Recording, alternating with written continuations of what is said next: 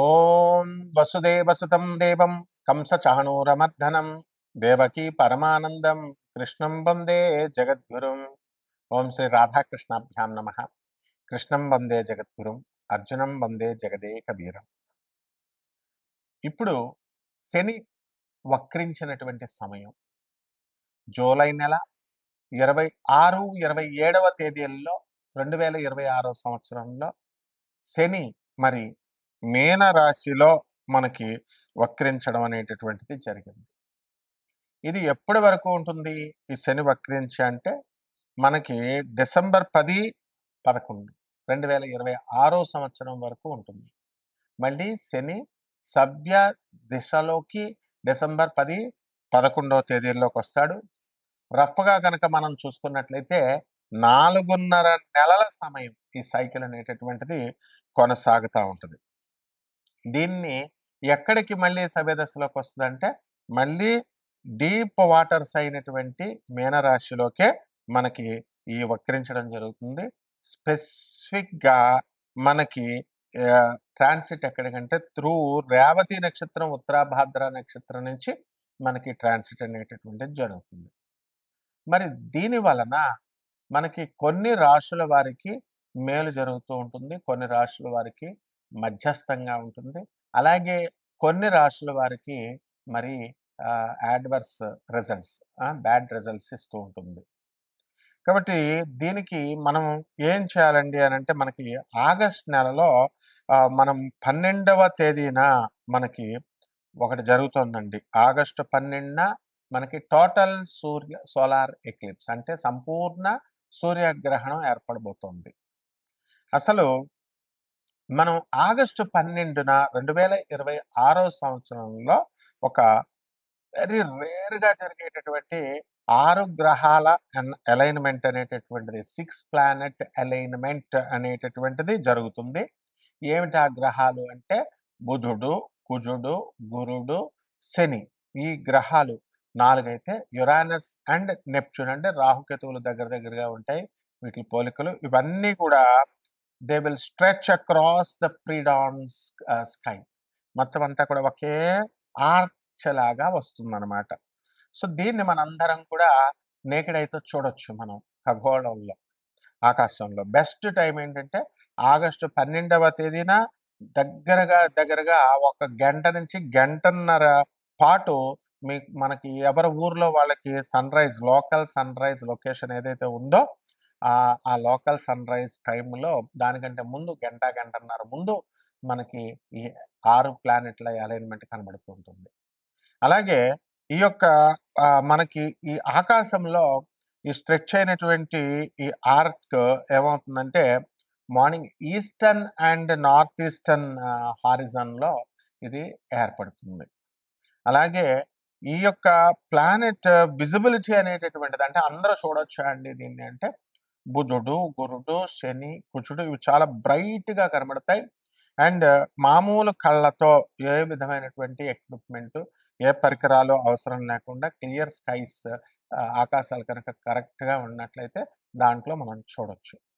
అలాగే aided I planets ఏదో ఒకటి మనం సహాయం తీసుకొని చూడాలి. యురానస్ని, నెప్ట్యూన్ని మనం ఏం చేస్తామంటే పెయింట్గా ఉంటాయి కొంచెం అవి.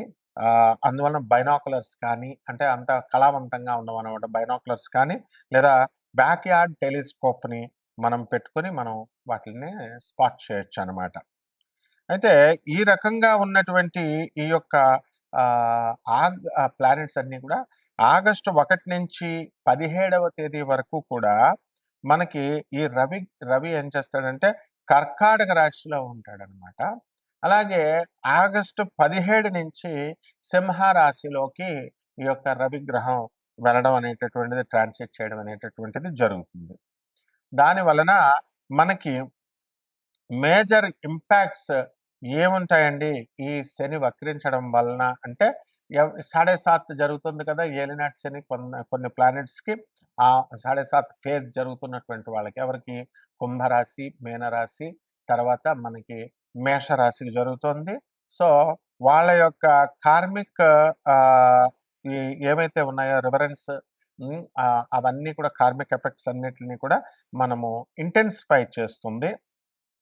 ఆ తర్వాత మనకి రెస్పాన్సిబిలిటీస్ అని కూడా మనకి బాధ్యతల్ని పెంచుతుంది. కార్మిక రివ్యూస్‌ని తర్వాత వీట్లి యొక్క బాధ్యతల్ని కుంభరాశి వారికి, మీనరాశి వారికి, తర్వాత మేషరాశి వారికి జరుగుతుంది. తర్వాత డయాపేజ్ అనేటటువంటిది జరుగుతుంది. అదేమిటంటే సింహరాశిలో అండ్ ధనుస్సు రాశి వాళ్ళకి వీళ్ళ యొక్క ఎవరికైతే జరుగుతుందో వాళ్ళందరూ కూడా శనీస్ వాళ్ళ దశలు జరుగుతున్నాయో సో ఈ యొక్క స్క్రూటినీ జరుగుతుంది. శని స్క్రూటినీ దానివల్ల ఎక్స్ట్రా కాషన్ ఫైనాన్సెస్‌లో కానీ, ధన విషయాల్లో తర్వాత వర్క్ ప్లేస్ చోట స్ట్రెస్ ఇలాంటి విషయాల మీద ఎఫెక్ట్ అనేటటువంటిది పడుతుంది వీట్లి వల్ల.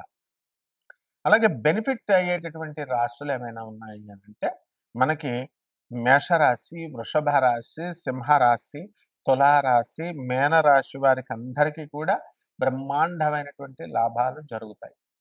అలాగే మనకి ప్లానెటరీ ట్రాన్సిట్స్ జరుగుతున్నాయి. అది ఎవరికైతే దీనివల్ల గజకేసరి, గజలక్ష్మి యోగాలు, అలాగే బుధాదిత్య యోగాలు, ఇలాంటి యోగాలు ఎవరికైతే ఉన్నాయో వాళ్ళందరికీ కూడా ఈ యొక్క అన్లాక్ చేసి మొత్తము పాజిటివ్ షిఫ్ట్స్ వచ్చేలాగా వీళ్ళకి చేయడం జరుగుతుంది. ఈ రాశి వాళ్ళందరికీ కూడా ఎవరికైతే బుధాదిత్య యోగాలు, గజకేసరి యోగాలు వచ్చినాయో ఇంకా ఎక్కువ పెంచడం అనేటటువంటిది జరుగుతుంది.